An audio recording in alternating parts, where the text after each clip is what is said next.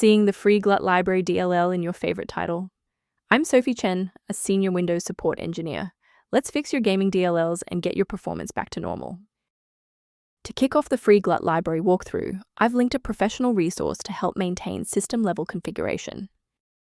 This DLL file is an open-source alternative to the OpenGL Utility Toolkit, GLUT. It provides a standard API for creating and managing windows with OpenGL contexts, used by many indie games and academic graphics software packages.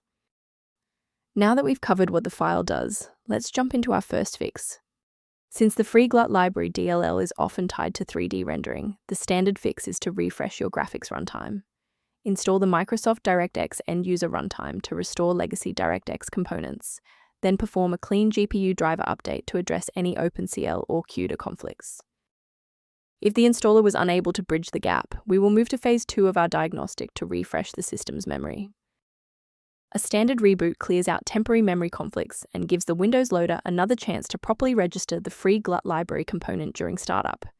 Before you restart, bookmark this video or hit the like button. It makes it much easier to find this tutorial in your history so you can pick up exactly where we left off.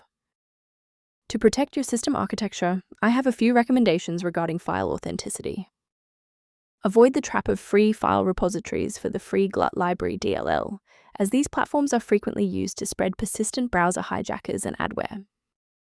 Beyond manual troubleshooting, many users find that a system-wide diagnostic scan provides a more complete picture of their environment.